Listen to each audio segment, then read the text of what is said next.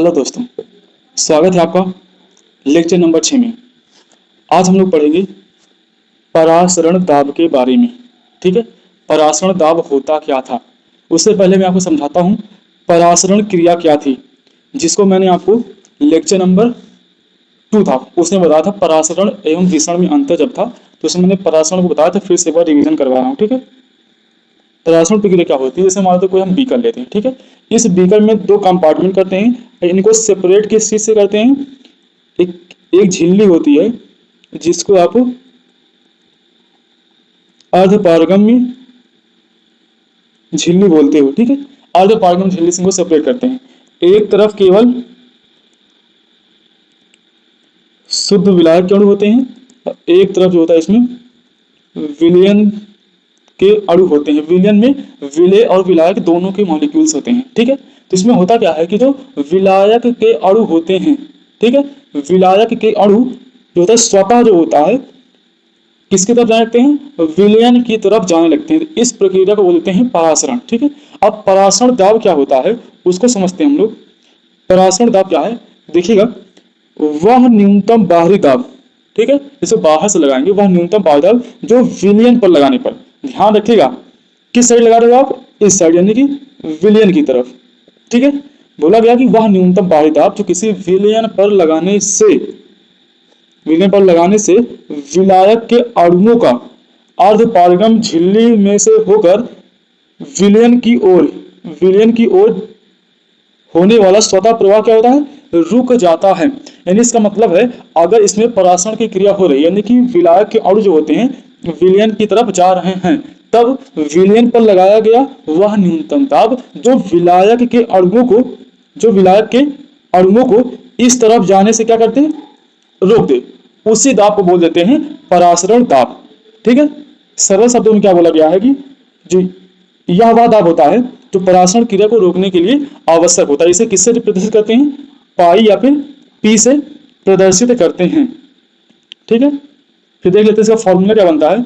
इसका जो आपका फॉर्मूला बनता है तनु विलयनों के लिए जो वान हाफ के नियम के अनुसार जो परासरण दाब का सूत्र आता है पाई बराबर CRT। अगर मान लेते हैं कोई ऐसा वैद्युत अपघट्ट है जो जिसको डालोगे तो होता आयनित या फिर वियोजित होगा, तो वहां पास आपका आई भी आ जाएगा, यानी पाई बराबर CRT भी आ जाएगा, उसमें आई यानी कि वन हाफ गुणक भी आ जाएगा। ठीक है, यहाँ पास सी क्या होता है, सी सांद्रता होती है। ठीक है, सी होता है सांद्रता, सांद्रता को हम मोलरता से लिखते हैं। ठीक है, मोलरता में होता है मोल्स बटे उसका आयतन। तो एक फॉर्मूला उसका यही बनता है पाई बराबर N/V CRT।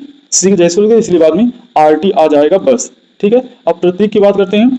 इसमें कह रहे हैं कि जो पाई होता है उससे होता है परासरण दाब के लिए, सी विलयन की मोलरता या फिर सांद्रता के लिए उसे किससे लिखते हो आप, मोल प्रति आयतन, जिसका उसे लीटर में लिखना पड़ता है। एन क्या है, विलय के मोलों की संख्या, वी क्या है, आयतन है, आर जो होता है विलयन स्थिरांक या फिर गैस स्थिरांक। ठीक है, आर की 3 वैल्यू याद होती है। ठीक है, एक जो होता है 0 पॉइंट, यहाँ पास 0.08 तो एक, ठीक है, ये होता है, एक होता है आर की वैल्यू 2, जब आपकी ऊर्जा जो होती है, एनर्जी होती है, किसमें होती है, कैलोरी में होती है, और आर की वैल्यू एक होती है 8.314, जब आपकी ऊर्जा जो होती है जूल में होती है तब। इसमें आप देख लो जिसकी ऊर्जा आ रही है लीटर एटीएम में आ रही है। ठीक है ना, लीटर एटीएम में होगा 0.08 तो एक।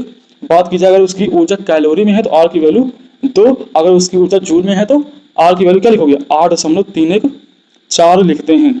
उसके बाद जो होता है यहाँ पास एक क्वेश्चन, उसको ध्यान दीजिएगा। बोला गया है कि सुक्रोज है उसके कितने मोल हैं, 0.025 मोल हैं, उसको जल में घोलकर विलयन कुल आयतन कितना किया गया, 500 ml कर दिया गया। ठीक है, तो बोला गया सुक्रोज विलयन का 20 डिग्री सेल्सियस तापमान दिया गया, इस पर उसका परासरण ताप निकालना है। आपको तो आर की वैल्यू दी गई है कि आपको आर की वैल्यू कितना रखना है।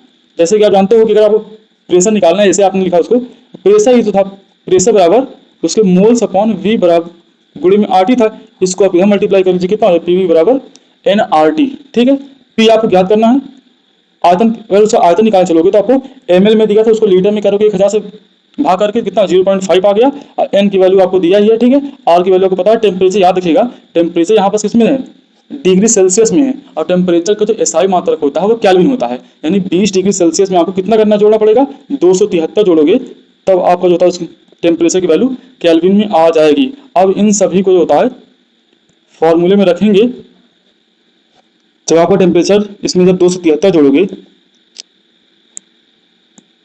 इसमें 273 जोड़ोगे 293 हो जाएगा। उसके बाद जो होता है, जब आप फॉर्मूले में रखोगे, जो आपका P बराबर है N/V/RT में, ठीक है। इस फार्मूले में जब रखोगे या इसको हल करोगे तो आपको जो होता है उसका 1.2 ATM जो होता है उसका दाब मिल जाएगा। यानी सुक्रोज विलयन का जो परासरण दाब है कितना है, 1.2 ATM। बाकी मैंने पोस्ट कर दिए हैं क्वेश्चंस, उसको आप लोग एक बार लगा लीजिएगा। बाकी मिलते हैं अगले लेक्चर में। धन्यवाद।